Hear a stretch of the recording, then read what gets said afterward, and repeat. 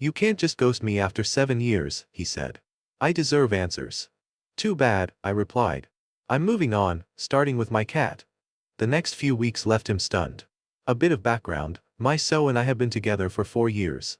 About 2 years ago, when the pandemic hit, I moved in with him because we both lost our jobs and needed to save on gas and utilities. Since then, I found a new office job, and he takes on various online odd jobs but mostly stays at home. He's always been somewhat controlling, including asking me to cut ties with all my male friends. In hindsight, I realized that was a red flag, but to his credit, he also cut contact with women, as far as I know.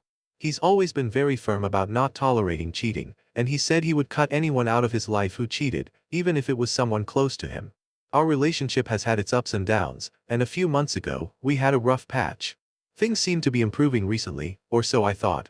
However, so has become very secretive with his phone lately, hiding it whenever I look over his shoulder. He's never been like this before, and it's unlike him. I've always been open with my devices. He's welcome to check my phone or laptop whenever he wants because I have nothing to hide. We even know each other's passwords. But my gut told me something was off, so this morning, while he was still asleep, I admit I shouldn't have done it, but I grabbed his phone and went through his messages. I discovered he's been chatting with a girl he met online, about 25 years old, and they've been texting every day while I'm at work and even sending nudes. I didn't look at everything, but it was enough to see they've been doing this for a while, probably at least a month, given his recent behavior with his phone. Honestly, no matter how much I try to find a solution, I know there's no coming back from this. I haven't confronted him yet because I don't want him to try and convince me to stay or blame me for what's happening. Also, I don't believe in closure, so there's really no point in telling him I know. Here's where I need advice. I have a place to move to, and I'll be taking all my stuff, but I don't want him damaging anything out of spite. He has a history of throwing my belongings when angry, so I plan to have people help me move when he's not around. We have separate finances, so that's not a problem. The issue is our dog. I adopted him with his approval when I moved in, but I do 90% of the care, taking him out, buying his food, and toys. So is the fun parent who gets all the cuddles.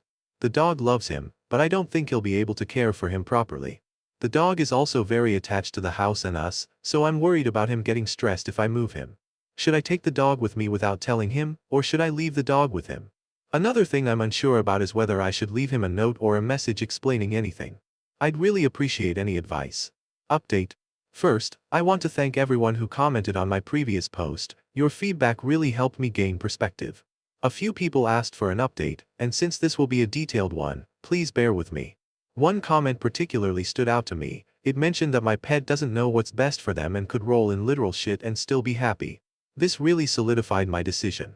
Before I dive into the update, I'd like to clarify that I made a few changes in the original post out of concern for privacy. One detail I altered was about having a dog. We actually have a cat. But, regardless, I was still doing 90% of the care for her. Now, on to the update. After reading all the comments and deciding to take the cat, I reached out to my best friend, her boyfriend, and my parents to let them know I was breaking up and to discuss logistics. I also asked them not to mention anything in writing, just in case so saw the messages. It took me about 3 weeks to prepare everything. During that time, I acted like everything was fine while secretly moving some of my stuff to my parents' place to lighten the final load. Finally, last Friday morning, my best friend, her boyfriend, and my dad came over, and we packed up all my things into my dad's truck. The whole process took about 1.5 hours. I was honestly surprised at how much stuff I had accumulated in just 2 years. I took everything I'd paid for, including a monitor and headset that I had lent him when his equipment broke, but he never replaced. The only thing I left behind was a queen-sized bed I bought shortly after moving in. I also made sure to log into his World of Warcraft account and cancel the subscription, which had been paid from my bank account. Before I left a note on his desk that said something like, "Don't panic, you haven't been robbed." I just took all my things and left. I'm taking the cat because I don't trust you to care for her. Don't contact me, my friends, or my family. We've already had the talk, and there's nothing more to say. Have a nice life, your ex. I didn't mention the cheating because, at this point, it didn't matter anymore. It was just the final straw on top of many other issues. But, of course, hindsight is always 20/20ths. I blocked his number and haven't looked back since. Sure enough, he messaged me on WhatsApp as soon as he came back to the empty flat. The gist of the messages was that we could have done it the civil way, LMAO, and why did I take the cat this way? We raised her together and he loved her. He also tried to call 3 times but gave up soon after.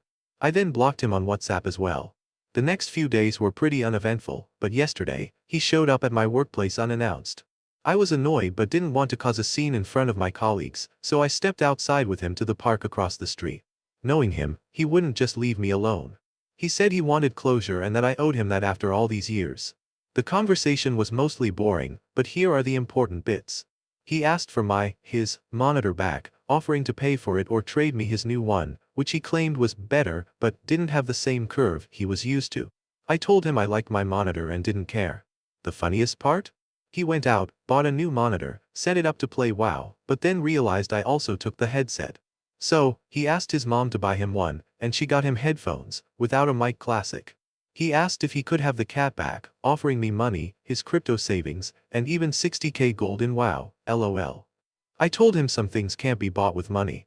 He then asked about co-parenting, and when I said no, he asked if he could at least say goodbye to her in person. I denied that too. I pointed out that I'm the one who takes care of the cat, and he can't even clean up after her. His response was that he could if it came down to it, but didn't bother since I was already doing it, even though he was home all the time. I also told him if he really loved the cat, he'd want what's best for her, which is being with the person who actually cares for her, not just wanting her for selfish reasons. He kind of agreed. The weirdest part was when he offered to pay me to go grocery shopping together. We used to do that a lot when we were together. I suggested a couple of delivery services, but he said it was too much work. I told him to adapt and deal with it. He also apologized repeatedly for hurting me, to which I responded that I wasn't hurt, just disgusted by the conversations I'd seen. He got offended and muttered that it was private. Not once did he mention the affair or own up to it.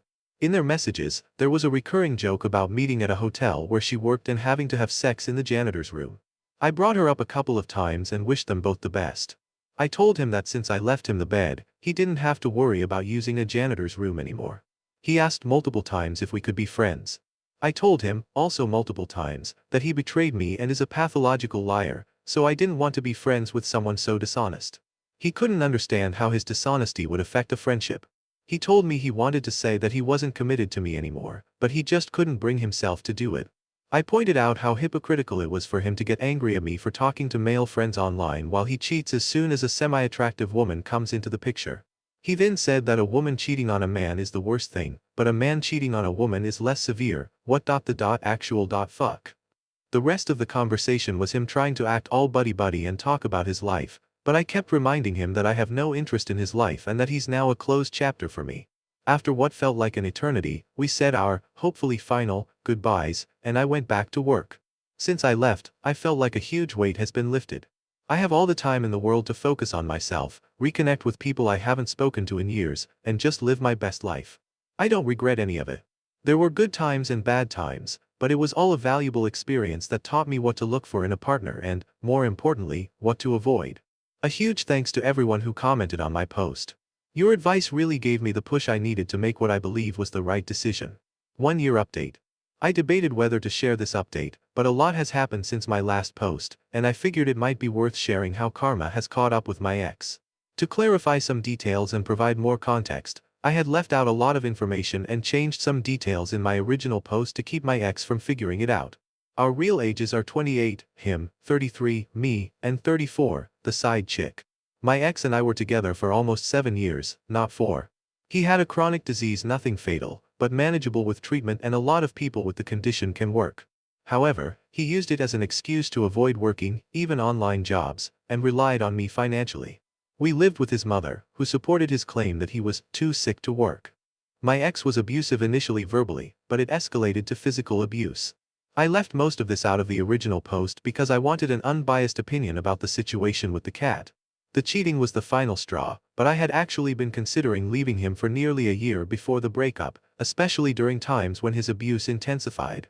I'll spare the traumatic details for now, as they might be too much for some readers. My last update ended with my ex showing up at my workplace to offer me money for the cat. That was in August 2022, and I moved out at the end of July. I thought that was the last I'd hear from him. Spoiler, I was wrong. Since the breakup, he's messaged me about every 3 months on Discord with random nonsense, like how he lost his best friend or asking for photos of the cat. I didn't block him on there in case we needed to exchange any forgotten items from each other's places.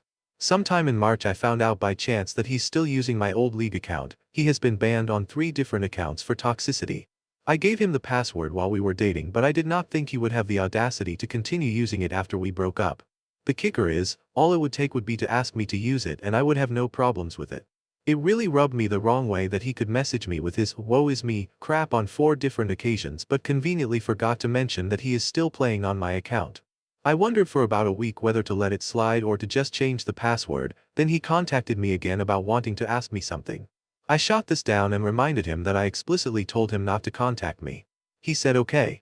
This went on for 2 weeks until he reached out again, insisting he was going to ask me his question no matter what. I reminded him that I had specifically asked him not to contact me, and yet he still couldn't respect that boundary. It became clear he hadn't learned anything and still didn't care about other people's limits.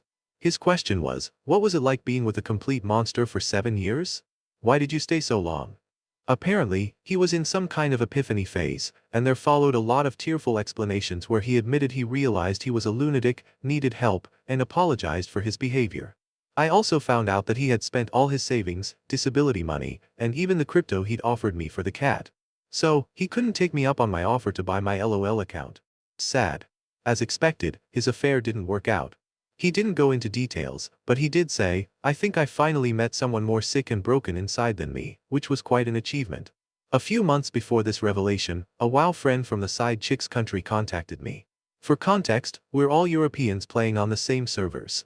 This friend knew my side of the story, and when he found out the side chick was flying to my country, he connected the dots. He told me he didn't expect much from their relationship, as a year ago, the side chick had dated a friend of his, broke his heart, and then moved on to the next guy who gave her attention. Knowing this and after what my ex had said, I pointed out the irony that he used to accuse me of cheating if I was 5 minutes late from work, yet he decided to get involved with someone who practically treated cheating as a hobby. He agreed that it was ironic and admitted he had to lie in the bed he made, which was somewhat mature on his part. Also, did I mention he was too clueless to link his own debit card to his WoW account? That's why he couldn't play anymore. But I suppose it's also because he lost his sugar mommy who used to pay for it and failed to find someone else to take her place. As for me, the cat and I are doing great. I've been active, lost 12 kilograms since the breakup, and I'm getting back into shape, though I lost the extra weight the moment I cut ties with my ex. I've reconnected with most of my friends, apologized for not staying in touch over the past 7 years, and explained why. They were understanding, and things are back to how they were before. I've also met the most wonderful, kind, and compassionate man. So, life is looking up. Thank you to everyone for the support, Reddit. I appreciate you reading, and I hope you all have a fantastic day.